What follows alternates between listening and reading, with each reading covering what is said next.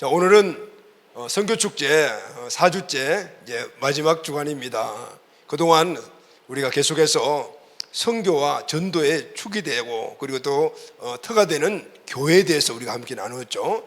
교회관에 대해서 우리가 그동안 다 이렇게 저렇게 이렇게 많이 들었던 그 설교 말씀들을 종합을 해서 그래 함께 여러분과 말씀을 나누었습니다. 오늘은 네 번째 마지막 시간으로 세 번까지 우리가 함께 들었던 교회 정의 그리고 또 교회 모습들을 그대로 적용하여 이 땅에 모델 교회로 보여주었던 이 안디옥 교회에 대해서 우리가 함께 말씀을 나누고 우리가 모델로 삼는 그런 안디옥 교회 그 모습을 다시 한 번 더 우리가 생각을 하면 우리 교회와 우리들과 비교하고 또 우리가 앞으로 나아가야 될 그 모델 교회의 모습을 다시 한번 생각하는 시간이 되기를 바랍니다. 아멘. 오늘 또 우리에게 주시는 이 말씀으로 큰 은혜와 능력이 우리 교회와 우리 모두에게 있게 되기를 예수님의 이름으로 축복합니다. 아멘. 사랑하는 간유 여러분, 교회가 무엇입니까? 사도 바울은 교회를 이렇게 정의를 했습니다. 에베소서 1장 23절 말씀을 우리 다 같이 읽도록 하겠습니다. 시작. 교회는 그리스도의 몸이니 만물 안에서 만물을 충만케 하시는 이의 충만함이라. 그러니까 교회는 예수 그리스도의 몸이다 이렇게 정의를 했습니다. 또 에베소서 1장 22절 하반절 말씀을 우리 다 같이 읽겠습니다. 시작. 그를 만물 위에 교회의 머리로 삼으셨느니라. 자, 그가 누굽니까? 예수님이시죠. 예수님은 만물 위에 교회의 머리로 삼으셨다. 교회의 머리는 예수님이시다. 아멘. 우리 몸을 머리가 다스리잖아요. 컨트롤 하듯이 교회가 몸인데 이 몸의 머리가 예수님이다 이 말씀이죠. 이 말씀은 예수님이 교회를 다스리신다라는 말입니다. 자, 그럼 여러분 다시 또 에베소서 1장 19절 말씀을 우리 다 같이 읽겠습니다. 시작. 그의 힘의 위력으로 역사하심을 따라 믿는 우리에게 베푸신 능력의 지극히 크심이 어떤 것을 내가 알게 하시기를 구하노라. 자, 여기 나오는 말씀 그의 힘의 위력이라 하죠. 그가 누굽니까? 예수님이십니다. 예수님이 누구시죠? 교회의 몸 그리고 또 머리신데 이 예수님의 그 위력이라고 했으니까 예수님 안에 있는 지극히 크신 능력을 말합니다. 이 강력한 능력들이 예수님 안에 있다 이 말씀이에요. 자, 중요한 사실은 복음으로 구원을 받은 저와 여러분들이 바로 그리스도의 몸의 지체가 되었습니다. 할렐루야. 한 몸이 되었습니다. 에베소 3장 6절 말씀을 우리 다 같이 읽겠습니다. 시작. 이는 이방인들이 복음으로 말미암아 그리스도 예수 안에서 함께 상속자가 되고 함께 지체가 되고 함께 약속에 참는 자가 됨이니라 그랬죠. 예수님의 교회의 몸인데 오늘 우리가 예수 그들을 믿는 그 순간에 예수님과 하나가 되죠. 우리가 예수님 안에 예수님이 내 안에 계시게 됩니다. 그럴 때 그 몸 안에 우리가 하나의 지체가 되었다. 에베소 3장 6절 그렇게 말하죠. 함께 지체가 되고. 그런데 여러분 예수님의 몸에 우리가 하나가 되어 우리가 지체가 된 이 사실이 굉장히 중요한데 그런데 더 중요한 사실은 함께 지체가 되었을 때 우리에게 일어나는 현상입니다. 에베소 3장 6절에 보면은 함께 지체가 되고 함께가 지체가 됐으면은 함께 뭐가 됐다 그랬죠? 상속자가 되었다. 할렐루야. 상속자가 되고 또 함께 약속에 참여하는 자가 되었다 그 말입니다.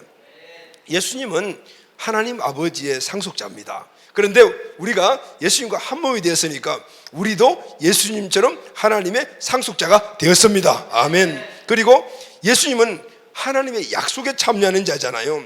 이 모든 약속들이 예수님을 통해서 우리에게 이루어지는데 그 예수님이 하나님의 약속을 받았듯이 오늘 우리도 예수님과 하나가 됨으로 말미암아 하나님의 약속을 받은 자가 되었다. 아멘. 이 놀라운 사실입니다. 여러분 우리가 예수 그리스도의 몸인 그 교회의 지체가 됨으로 우리가 교회가 되었듯이 교회가 됨으로 말미암아 하나가 되어 그 안에 있는 몸으로서의 누릴 수 있는 모든 것들이 우리에게 있게 되었다는 것입니다. 오늘 이것이 바로 교회의 신비이며 오늘 예수 그리스도를 믿는 예수님과 하나 된 우리들 안에 있는 놀라운 신비인 것입니다. 그래서 여러분 그리스도의 몸으로 교회가 된 성도들은 이 그리스도의 능력과 권세가 우리에게 있습니다. 이 능력과 권세로 우리는 세상에 나가서 마귀를 이기고 세상을 돌파하며 그곳에 하나님의 나라를 오게 하는 겁니다. 아멘.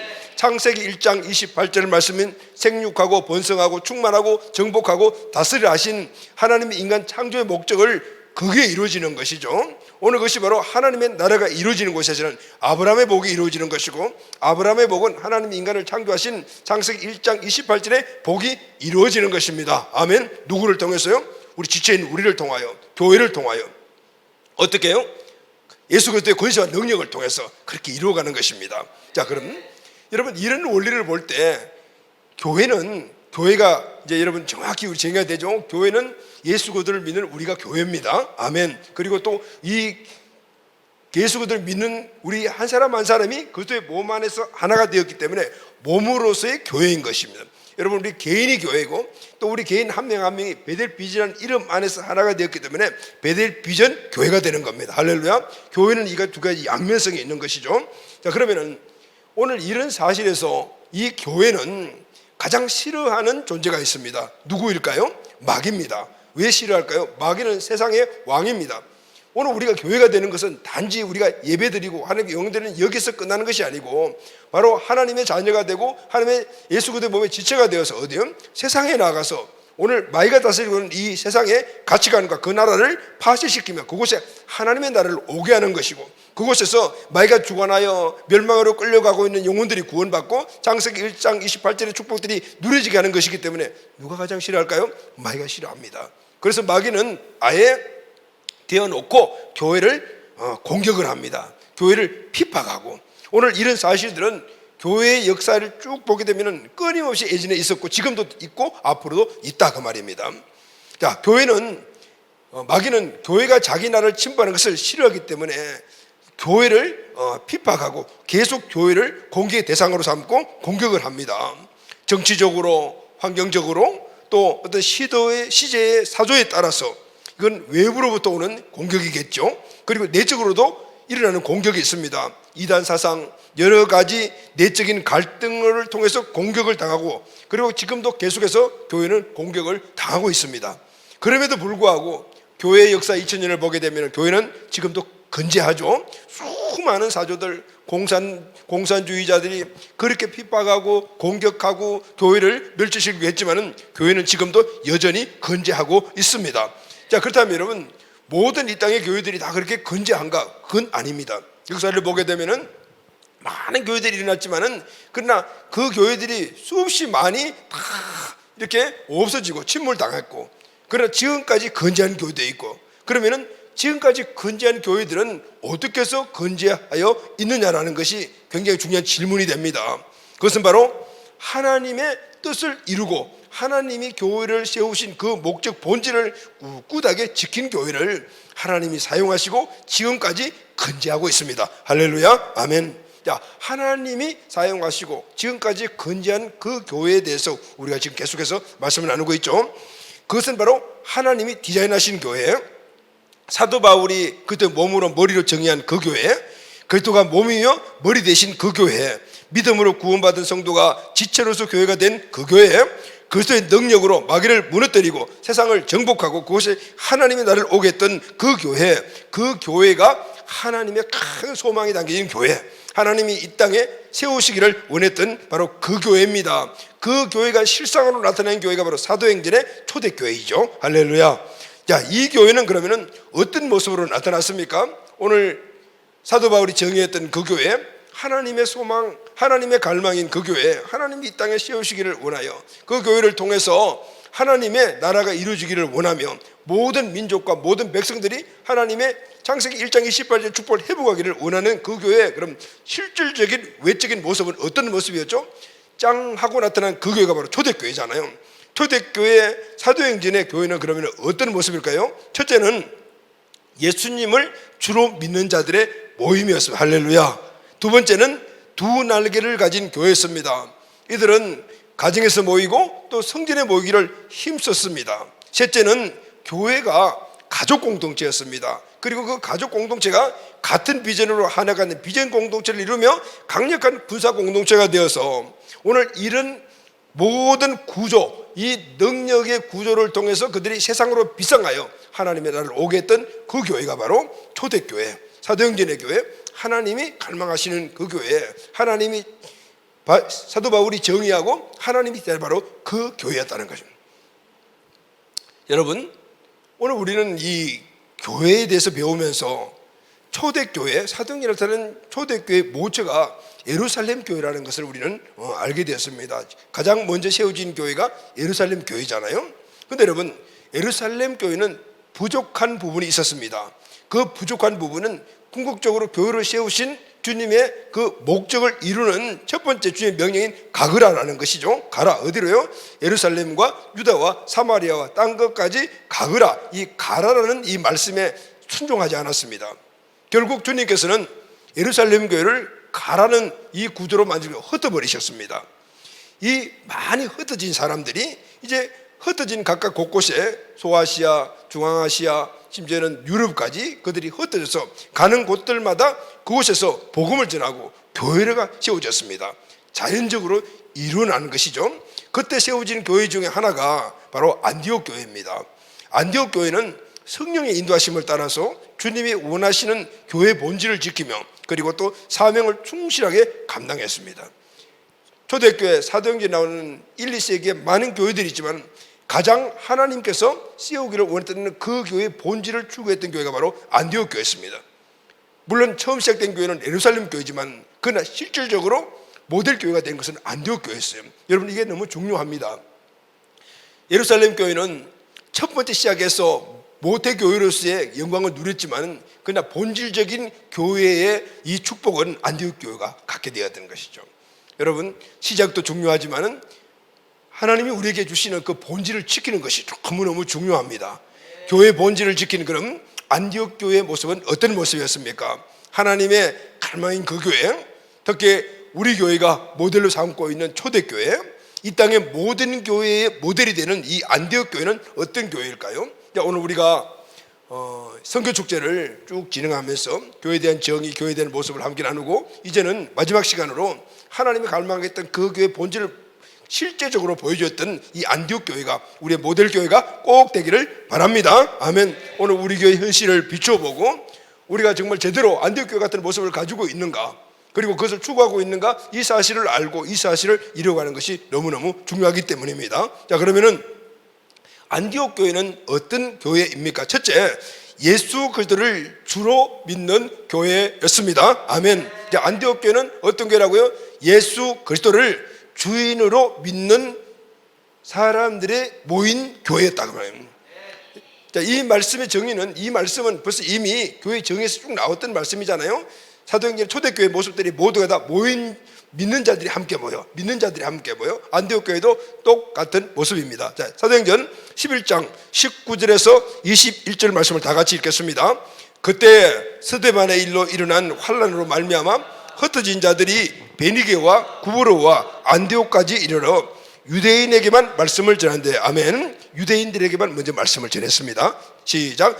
그 중에 구브로와 구레네 몇 사람이 안디옥에 이르러 헬라인에게도 말하여 주 예수를 전파하니 주의 손이 그들과 함께 하심에 수많은 사람들이 믿고 주께 돌아왔더라. 오더라 그랬죠. 스데반의 일은 바로 예루살렘 교회에 일어난 대박해의 원인이 되는 사건입니다.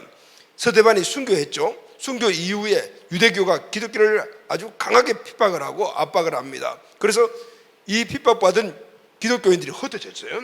흩어진 사람들 가운데 몇몇 사람들이 안디옥에 왔습니다. 이 안디옥은 지금 이스라엘의 북쪽에 레바논이 있잖아요. 그리고 레반 그 위쪽에 시리아라는 나라가 있는데 바로 시리아에 있는 한 도시입니다. 자, 이곳에 예수 그들을 믿다가 핍박받은 크리스찬들이, 기독교인들이 거기에 와가지고 거기에 처음 이방인들에게 처음에는 유대인들에게 먼저 복음을 전했죠. 그리고 그 다음에는 이방인들에게 복음을 전파하기 시작했습니다. 헬라인에게 전파했다는 것은 바로 이방인들을 이야기를 합니다. 복음이 이제 본격적으로 주님의 뜻대로 예루살렘과 유다와 사마리아까지, 이건 이스라엘 안쪽에 있는 거예요. 그 다음에 땅끝까지 이제 이방인들에게 복음이 전파되기 시작을 했습니다. 근데 이들이 와서 이곳에서 전파한 이 말씀, 전파한 말씀은 무엇이었을까요? 오늘 본문을 보면은 주 예수를 전파하니라고 말하고 있습니다. 주 예수를 전파하니. 이 주 예수를 전파한다는 것은 예수를 주라고 전파했다는 것입니다. 예수 그리스도가 십자가에서 내 죄를 대신 죽으셨다. 예수는 그래서 나의 구원자시다. 십자가에 죽으신 예수께서 3일 만에 부활하셨다. 그래서 예수님은 하나님이시다. 그래서 예수는 나의 주가 되신다. 예수를 주인으로 믿고 중심에 영접하고 주의 말씀대로 살아라. 이것이 바로 믿는 자들. 할렐루야. 여러분, 구원받은 자들입니다. 자, 여러분, 오늘 우리는 빚진 자의 신앙을 가지고 살아가는 경우가 굉장히 많이 있습니다. 빚진 자의 신앙이 무엇입니까? 예수님이 나의 죄를 대신해서 십자가에 죽으셨습니다. 내가 죽어야 되는데 예수님이 죽으셨습니다. 그래서 우리는 예수님에게 빚을 졌습니다. 이 빚은 무엇으로도 갚을 수 없는 빚입니다. 왜냐하면 생명을 대신 내놓았기 때문에. 오늘 이 사실을 알게 되면 그 은혜가 너무너무 큽니다. 그래서 우리는 결단합니다. 예, 주님을 위해 살겠습니다. 주님의 은혜가 너무 커서 우리 가슴이 뭉클뭉클하고, 그래서 우리는 내 삶을 드리기로 하나님께 결단하고 그렇게 살아가고 있지 않습니까?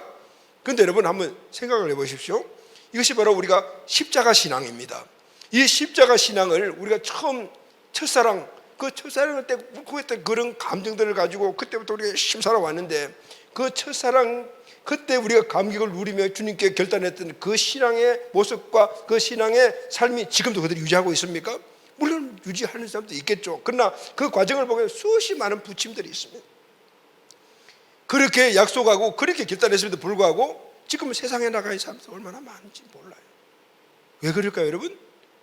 오늘 우리는 이 십자가 신앙만을 가지고 우리가 살아가게 되면은 우리는 반쪽 신앙생활을 할 수가 있는 것이죠. 빚진 자의 신앙은 분명히 우리가 빚을 졌기 때문에. 그래서 여러분, 신앙생활 하시는 분들을 보게 되면은 정말 큰 죄인이라고 고백한 사람들이 예수님을 믿고 난 다음에는 더 크게 헌신하는 걸 볼 수가 있어요. 왜냐하면 더 빚을 많이 졌기 때문에, 그 빚을 탕감받았기 때문에, 그 은혜가 너무 크기 때문에.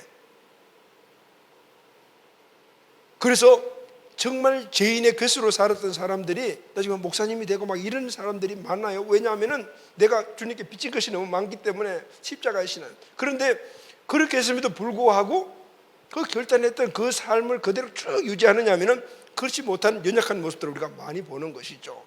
그래서 여러분, 오늘 우리는 십자가 신앙뿐만 아니라 부활 신앙으로 강력하게 무장을 해야 합니다. 여러분, 부활 신앙이 무엇입니까? 부활 신앙은 예수님이 나를 위하여 십자가에 죽으셨다. 이 십자가. 그리고 부활 신앙은 그분이 죽었다가 3일 만에 부활하셨다. 여러분, 3일 만에 예수님이 부활했다는 사실은 예수님이 전지전능하신 하나님이라는 사실입니다. 하나님의 사실을 입증하는 것이 바로 예수님의 부활입니다. 그래서 그때부터는 예수님이 하나님이시니까, 부활하신 그 예수님이 하나님이시니까 오늘 내 인생의 주권을 그분에게 맡겨야 되겠다. 하나님은 내 인생의 주권자가 될 수가 있다. 왜냐하면 그분은 우주 만물을 창조하시고 모든 것들을 가능하시는 전지전능하신 분이시기 때문에 오늘 내가 그분을 주인을 삼게 되면 우리는 복된 삶을 살아갈 수가 있잖아요. 그래서 예수님이 오늘 우리의 주인이 되시기 위하여 하나님이 하신 일이 바로 예수님을 부활시키신 일이에요. 할렐루야. 아멘. 그 부활에 예수님을 만난 제자들은 그때부터 예수님을 확실하게 하나님이심을 믿고 그 전에 예수님이 하신 모든 말씀이 하나님의 말씀임을 깨닫게 되었더라. 그래서 아멘.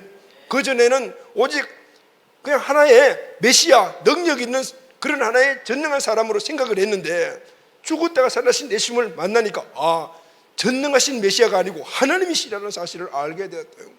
그래서 그분을 진정한 주인으로 마음속에 모시고 그때부터는 예수님이 하나님이시고 내 주인이 되시고 나는 그분의 종으로서의 삶을 살아가니까 이제는 그분을 위해서 살아가는 삶은 당연한 거예요. 빚진 자의 신앙이 아니고 당연하게 살아가는 바로 주재권적인 신앙의 삶을 살아가게 돼요. 할렐루야. 여러분, 종은 주인에게 무조건 순종하는 겁니다. 오늘 이것이 주재권 신앙입니다. 내 생각과 삶이 없는 거예요. 종이 무슨 주인에게 하고 싶습니다, 하기 싫습니다 이런 이야기를 할 수가 있습니까? 오늘 이 일을 통해서 하나님은 그 주재권 안에 있는 주님 안에 있는 모든 것들을 우리가 누리고, 그것이 뭐냐면은 권세와 능력과 부요함과 모든 것들을 강력하게 이기는 힘이라는 것이죠.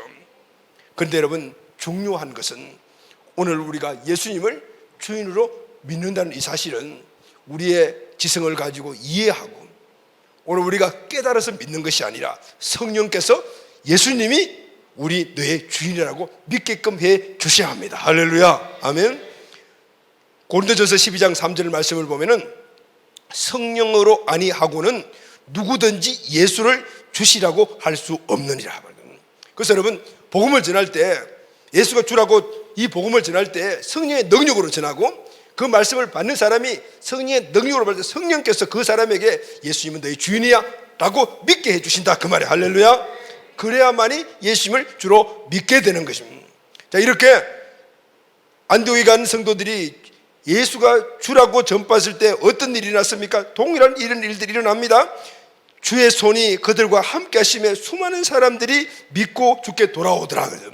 주의 손이 그들과 함께, 주의 손이라는 말은 주의 능력을 말하는데, 그들과 함께 했다는 말은 주님이 임재하시다는 말이에요. 바로 성령님이 능력으로 그들에게 임재하여 주시어 어떻게 많은 사람들이 믿고, 예수님을 주로 믿고, 그들이 믿은 것이 아니고 성령님이 능력으로 그들을 믿게 하여 주셔서 수많은 사람들이 예수님을 주님이십니다라고 고백하고 영접하고 주님께 돌아왔더라. 할렐루야. 아멘.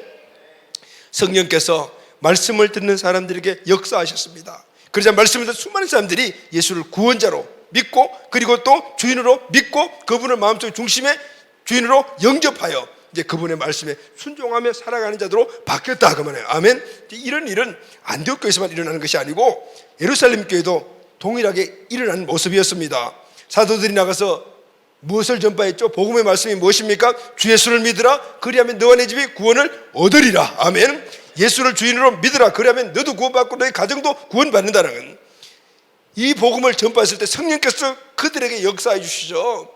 예수를 주로 믿지 않는 것을 철저하게 회개하게 만들고 예수님을 주로 인정하고 마음속에 모시는 역사가 일어나는데, 하루에 3,000명이 구원받는 역사가 일어났어. 할렐루야. 그들이 함께 모였습니다. 교회가 세워졌습니다. 아멘.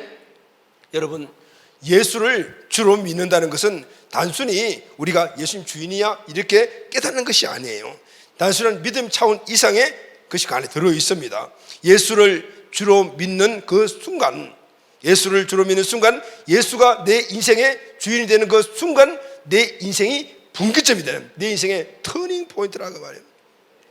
예수를 믿는 그 순간, 예수를 믿는 그 순간, 이전의 삶과 이후의 삶이 바뀌어진다 말이에요. 자동적으로 바뀌어져 버리는 겁니다. 인류 역사에도 터닝 포인트가 있지 않습니까? 그 터닝 포인트 중심이 누굽니까? 예수님이십니다. 예수 그들을 인해서 인류의 역사가 BC와 AD로 나누어졌습니다.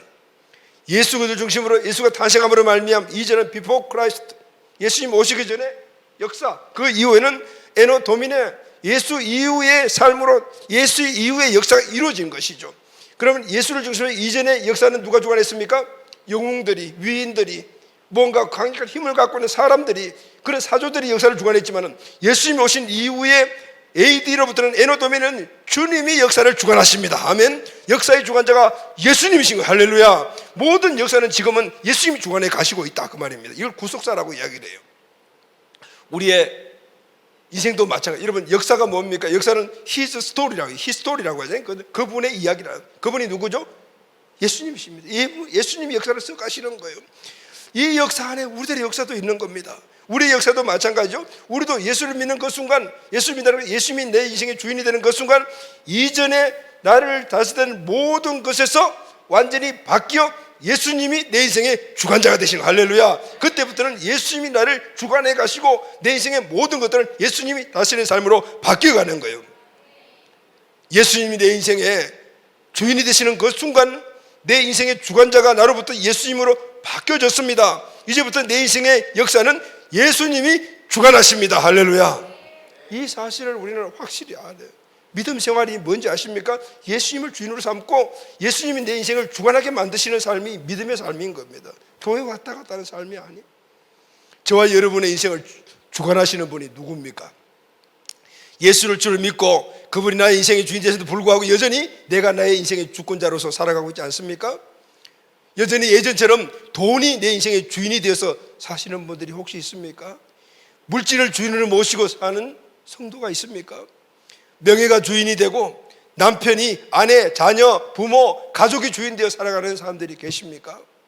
오늘 내 자신의 인생의 기점이 어떻게 바뀌고 내 인생의 삶이 앞으로 어떻게 살아가겠다, 이 사실을 확고하게 알 때 이것이 우리 개인으로서의 교회의 본질, 그것을 지키는 겁니다. 자, 여러분, 우리 개인으로서의 교회, 또 우리 몸으로서의 교회, 우리 교회의 베델 비전교회의 주인이 누구입니까? 교회를 다스리고 있는 머리가 누구십니까? 목사님입니까? 장로님입니까? 아니면 성도님들이십니까? 지금 세상에 있는 많은 교회들의 문제가 바로 여기에 있습니다. 교회 주인이 목사님이 된 교회들이 있습니다. 교회 주인이 장로님들이 된 교회들이 있습니다. 교회 주인이 성도들이라고 외치면서 성도들이 교회를 이끌어가는 교회들이 있습니다. 예수님은 어디 계시죠? 예수님이 보이지 않는 교회가 너무 많습니다. 여러분, 이 시대에 이런 성도, 예수님 없는 성도, 예수님이 주권자가 아닌 성도, 예수님이 주인이 아닌 이 교회를 지금 보고 계시는 하나님, 예수님의 마음은 어떠실까요?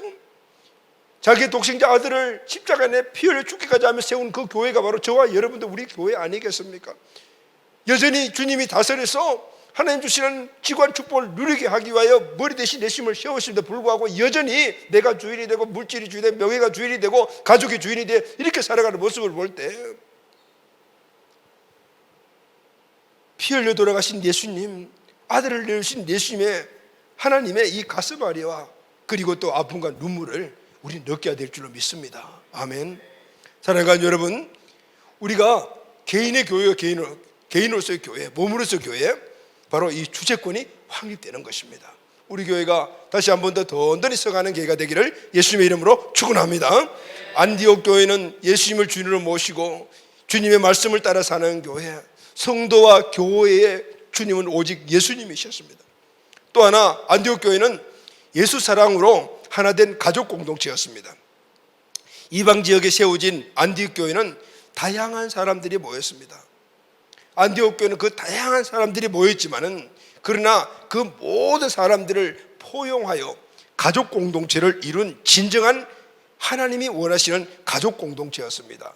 그러면은 그렇게 다양한 사람들이 모였는데 어떻게 그게 하나가 되었을까요? 하나 만드는 힘이 예수님의 사랑이었습니다. 할렐루야. 안디옥 교회는 예수님의 사랑으로 하나 된 진정한 가족 공동체였습니다. 안디옥 교회가 진정으로 예수님 사랑으로 하나 된 가족 공동체라는 사실을 어떻게 알 수가 있습니까?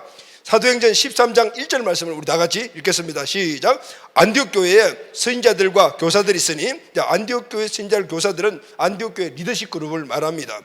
시작. 바나바와 니게르라는 시몬과 구레네 사람 루기오와 분봉왕 헤롯의 젖도 중에 마나행과 및 사울이라. 여기에 많은 사람들 이름이 나옵니다. 그런데 이 사람들의 면면을 보게 되면은 공통점이 하나도 없어요. 다 다릅니다. 다 특색이 달라요.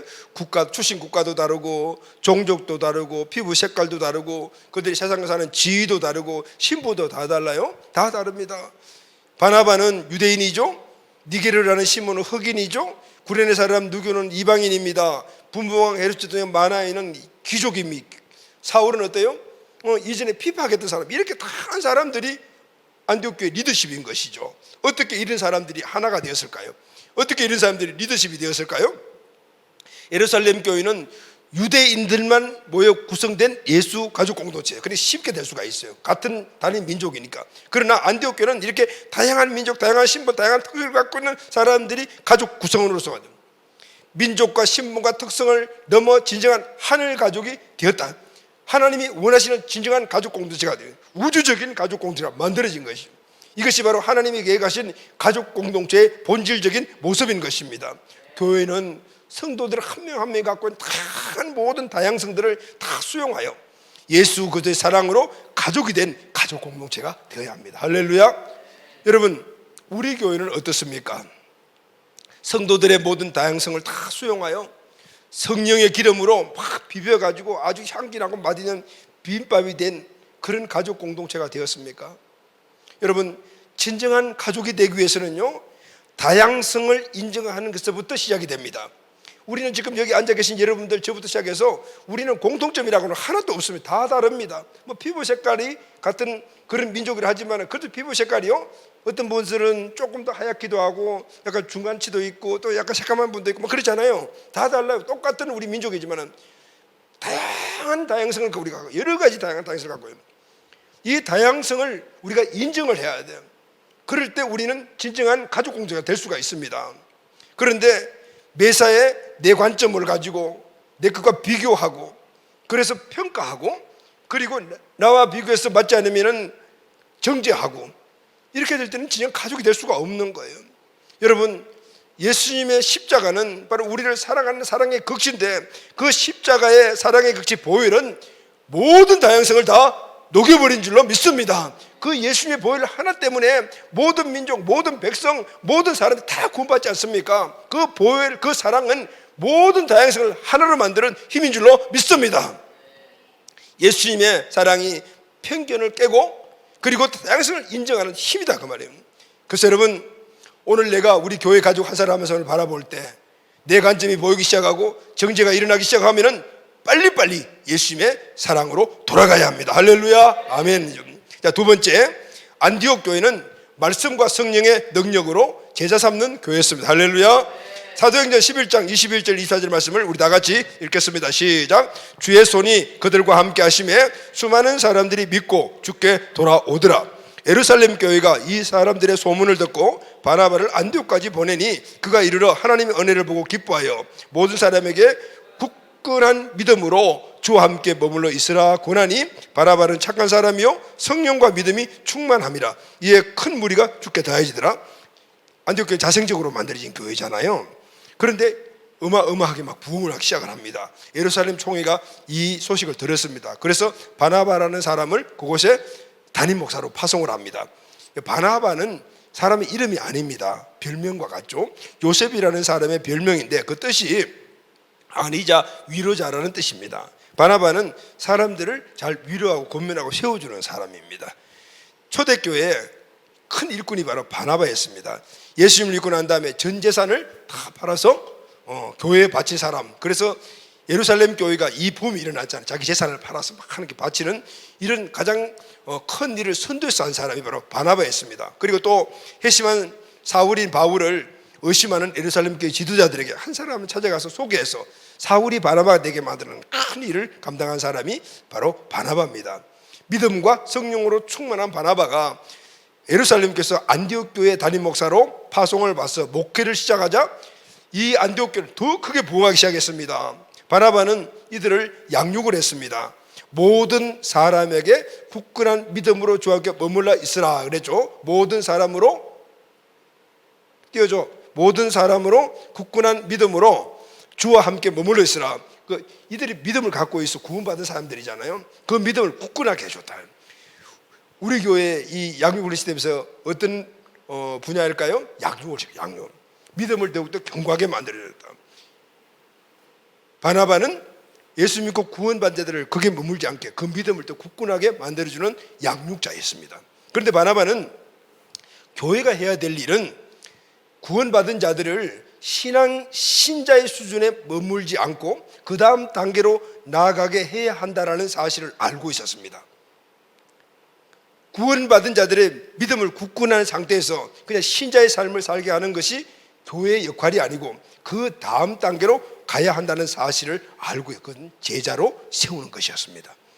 바나바는 그 수많은 사람들을 제자로 세울 수 있다는 사실을 알고 다소에 가서 자기가 먼저 소개했던 그 사울을 데리고 와서 두 사람이 함께 제자 훈련을 시작을 합니다. 사도행전 11장 25절에서 20절 말씀을 다 같이 읽겠습니다. 바나바가 사울을 찾으러 다소에 가서 만남에 안디옥에 데리고 와서 둘이 교회에서 1년간 모여 있어 큰 무리를 가르쳤고 제자들이 안디옥에서 비로소 그리스도인이라 일컬음을 받게 되었더라. 아멘. 1년 동안 두 사람이 지금 양육받은 사람들, 구원받고 양육받은 사람들을 제자로 세웠다 그러면 아멘. 여러분, 이것이 바로 오늘 교회가 해야 될 일이고 우리가 해야 될 일입니다. 믿음으로 구원받은 자들은 양육받아 믿음을 굳건하게 만들고 그 신자의 삶을 살고 복음을 누리고 그리고 훈련받아 제자가 돼야 됩니다. 아멘. 여러분, 현대 교회에 지금 세상에 있는 많은 교회들의 문제 중에 하나가 바로 이것입니다. 교회 안에 믿음으로 구원받은 신자들은 많은데 제자가 없습니다. 사람들은 제자는 특별한 사람이 하는 거라고 생각을 합니다. 그래서 제자 훈련 받으라면 오 이렇게 이야기합니다. 왜냐하면 제자 훈련 받는 과정도 어려울 뿐만 아니라 제자 훈련 받은 이후에 내가 내려야 할 것이 많기 때문입니다. 여러분, 자 그렇다면은 이렇게 제자 훈련 받기 싫어요라고 하는 사람들의 그 관점이 뭘까요? 여전히 자기 자신이 주인 되어 살아가는 겁니다. 내 것을 포기하기 싫은 것이죠. 내가 내 주인 되어 살아가고 내가 하고 싶은 거 살아가고 이 마음이 그대로 있는 거죠. 여러분 정말 이 말씀을 아침 제가 다시 한번 리뷰하면서 좀 무서운 마음이 좀 들었습니다. 무슨 말일까요? 여러분 구원받았습니까? 아멘. 그러면 구원받은 사람은 예수님을 주인으로 인정하고 주인으로서 믿고 그분의 말씀 따라 살아가는 사람이잖아요. 그렇다면 당연히 예수님 말씀에 진적으로 순종을 해야 되잖아요. 야고보 사도가 행함이 없는 믿음은 죽은 믿음이라 그래요. 그러면은 내가 행하지 않는 믿음을 갖다라면 지금 내가 구원받은 믿음이 있다 없다? 이거 굉장히 무서운 이야기더라고요. 여러분 우리가 1년, 2년, 3년, 4년, 5년, 10년 신앙생활을 했다 하더라도 오늘 내가 신앙생활의 행함을 보면서 내가 구원받나 안 받나를 갖다가 확신할 수가 있는 거예요. 오늘 사도행전과 교회관을 다시 한번 묵상을 하다 보니까 예수를 주로 믿는 자라는 이 말씀이 우리에게 너무나 큰 축복인데 그렇지 못한 또 한 면을 보면서 마음도 아픈 막 불안한 마음들도 막 들고 그러는 거예요. 왜냐하면 저는 목사잖아요.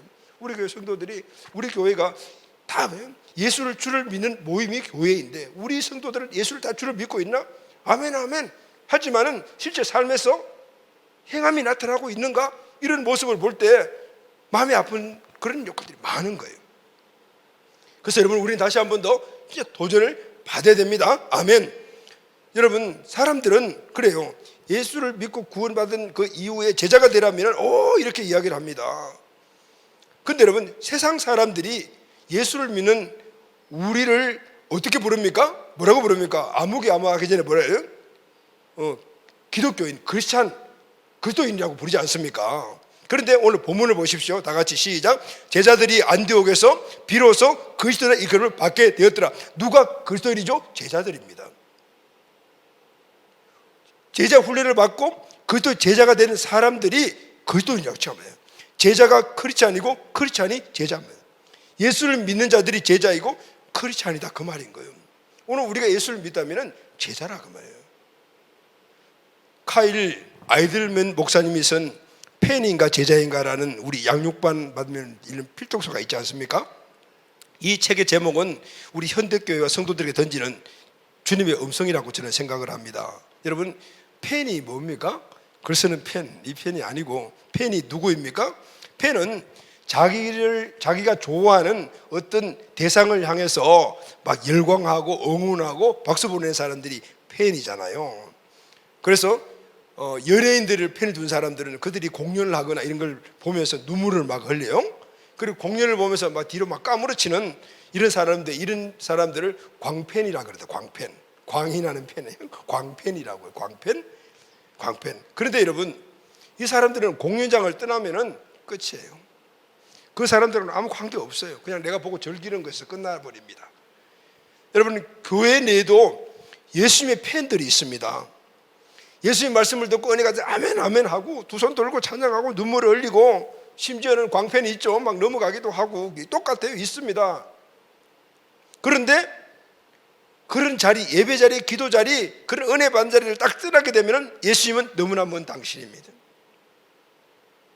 그때부터 자기 마음대로 살아요. 팬입니다. 제자는 어떤 사람입니까? 예수님과 늘 함께하는 사람입니다. 그리고 그분을 따라가는 사람, 그분의 뜻을 따라서 생명을 던지고 살아가는 사람이 제자입니다. 사랑하는 여러분, 저와 여러분 우리 예수님의 팬입니까? 제자입니까? 유명 연예인들의 공연장을 보면 수천 명이 모입니다. 요즘은 온라인으로 하니까 수만 명이 온 세계 사람들이 다 모이잖아요. 교회도 보면은 수만 명이 모이는 대형 교회들이 있습니다. 근데 문제는 숫자 많이 모이고 적게 모이는 게 문제가 아니고 그 모인 사람들이 팬인가 제자인가가 문제입니다.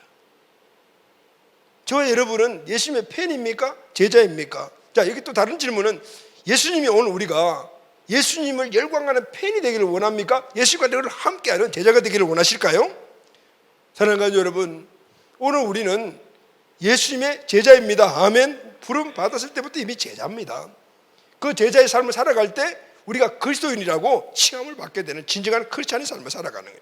우리 교회가 팬이 아닌 예수님의 제자가 우글우글하는 그런 교회가 꼭 되기를 예수님의 이름으로 축복합니다. 아멘. 마지막으로 모델교회 안디옥 교회는 어떤 교회입니까? 열방 땅으로 가서 복음을 전하는 교회입니다.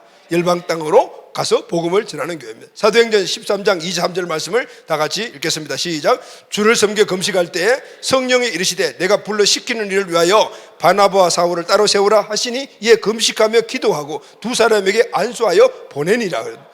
이 말씀에서 안디옥 교회의 우선순위를 볼 수가 있습니다.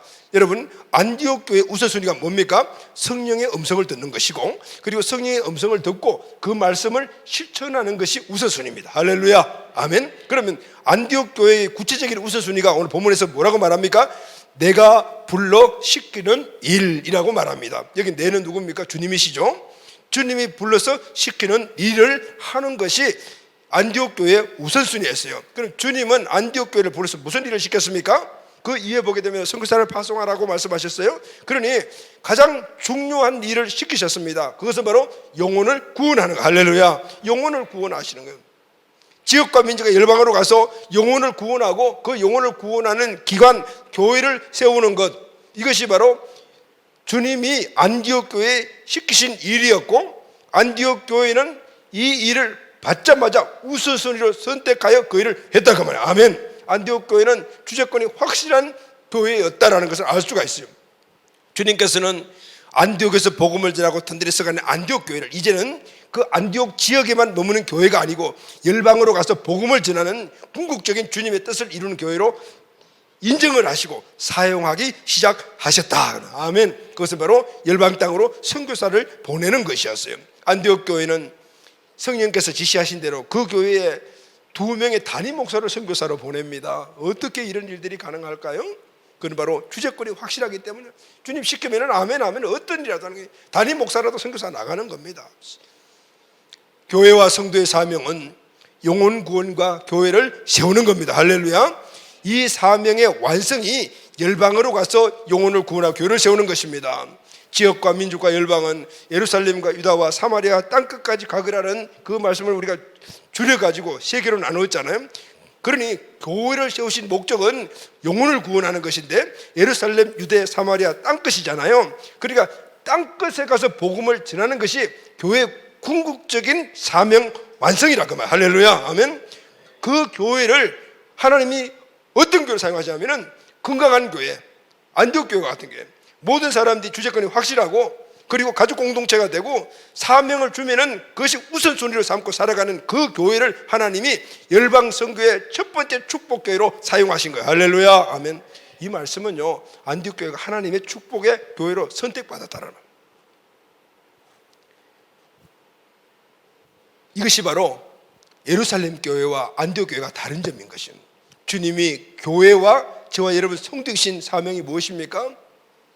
마가복음 16장 15절 나같이 읽겠습니다. 시작. 또 이르시되 너희는 온 천하에 다니며 만민에게 복음을 전파하라. 만민에게 복음을 전하는 것입니다. 마태복음 28장 19절 시작. 그러므로 너희는 가서 모든 민족을 제자로 삼아 아버지 아들과 성령의 세례를 베푸르라. 모든 민족을 제자 삼는 겁니다. 사도행전 1장 8절 말씀. 오직 성령이 너희에게 임하시면 너희가 권능을 받고 예루살렘과 온 유대와 사마리아와 땅끝 이르러 내 정인이 되리라 하시니라. 아멘. 우리 개인과 개인인 교회의 몸으로서의 교회 주신 사명은 바로 이겁니다. 만민에게 복음을 전하는 것입니다. 그 복음을 전하는 것은 그냥 복음을 전하는 신자로 나누는 것이 아니고 제자로 세우는 겁니다. 그리고 그걸 어디에요? 지금 우리 권순동만 하는 것이 아니고 우리나라만 하는 것이 아니고 모든 열방까지 하는 것입니다. 오늘 이것이 우리 개인에게 주신 사명이요, 교회에 주신 사명입니다. 아멘. 그 다음 여러분, 오늘 이런 맥락에서 봤을 때 우리 교회의 사명과 비전이 무엇입니까? 우리 교회의 사명과 비전은 지역과 민족과 열방으로 가서 영혼을 구원하고 교회를 세워 하나님의 나라를 확장시키는 것입니다. 아멘. 이 사명과 비전을 이루기 위해서 우리 교회의 전략이 1100세계 비전입니다. 복음으로 구원받은 자들을 양육과 훈련을 통해 하나님 나라에 갇혀가는 무장한 1000명의 제자를 세워 지역과 민족과 열방으로 보내 100 비전교회를 세우고 그리고 또 다른 영혼을 그 교회를 통해서 구원하고 제자를 세우고 그 영혼들이 또 가서 교회를 세우고 또 가서 교회를 세우고 이것이 교회 주신 사명, 우리 교회 주신 사명과 비전입니다. 할렐루야, 아멘. 여러분, 내년이 2022년이지 않습니까? 2022년은 우리가 드림 2021에서 우리 교회 20년째가 되는 해고, 그리고 두 번째 10년 계획이 드림 2022입니다. 그것은 바로 열방선교의 시작입니다. 아멘. 20년을 우리가 틀을 만들어서 지역과 민족에 복음을 전하고 교회를 든든히 하게 만들었다고 인정한 하나님이 우리에게 주신 축복이 이제는 열방선교의 선교의 완성을 이루어가는, 사명의 완성을 이루어가는 열방선교의 꿈입니다. 그것은 바로 필리핀에 우리가 선교센터를 세워서 거기서 필리핀에 하나님 나라를 오게 하는 베델 비전 교회를 세우고, 그리고 거기서 훈련받은 자들이 또 다음 3국으로 가서 또 교회를 세우고, 이것이 바로 우리에게 주신 사명이잖아요. 지금 코로나 때문에 여러 가지 많은 악조건들이 우리 앞을 가로막고 있지만은 저는 분명히 하나님의 계획이시니까 어떤 방든지 내년에 분명히 그 일을 이루실 거라고 믿습니다. 이것은 여러분들이 주재권의 확실한 성도와 비전의 선명한 성도, 우리 교회가 그것을 꿋꿋하게 지켜왔기 때문에 우리에게 주신, 안디옥교에 주신 특별한 축복과 같이 우리에게 주신 축복이라고 믿습니다. 하나님이 오늘 우리를 사용하시고 우리 교회를 사용하였듯이 오늘 그 모든 근간이 되는 여러분을 사용하시고, 여러분 가정을 사용하시고, 여러분의 기업을 사용하시고, 여러분의 직장과 여러분의 모든 삶을 함께 사용하여 주시오. 아멘. 하나님의 은혜가 더 풍성하도록 만들어 더 큰 일을 감당할 수 있도록 분명히 만들어 주실 줄로 믿습니다. 아멘. 이 사명과 비전을 이루는 일은 신념으로 되는 것이 아닙니다. 열심으로 되는 것도 아닙니다. 개인의 힘으로 되는 것도 아닙니다. 건강한 교회만이 일을 할 수가 있습니다. 성령이 역사하는 교회, 본질을 지키는 교회, 하나님의 갈망인 그 교회만이 이 일을 감당할 수가 있습니다. 사랑하는 여러분, 우리 교회가 주님의 사명을 이루기를 원하십니까? 여러분이 주님의 사명자가 되기를 원하십니까? 그 다음에 하나님의 갈망인 그 교회가 되어야 합니다. 믿는 자들이 모여 한 가족이 되고 하나님이 주신 비전으로 하나가 된 군사 공동체가 되어야 합니다. 우리 교회가 이 교회가 되기를 소원하십니까? 하나님의 은혜가 이 소원하는 모든 우리 가족들의 삶의 모든 형편들을 이 일을 감당할 수 있도록 환경을 만드시고 열어주시고 축복하셔서 이 일을 감당할 수 있도록 이루어 주실 줄로 믿습니다. 이 은혜가 이번 선교축제 네 번째 마지막 시간에 우리 주시는 가장 큰 축복이요 결단이 될 줄로 믿습니다. 오늘도 이 말씀으로 우리 교회가 더욱더 든든히 써가는 귀한 교회 되시기를 예수님의 이름으로 축복합니다.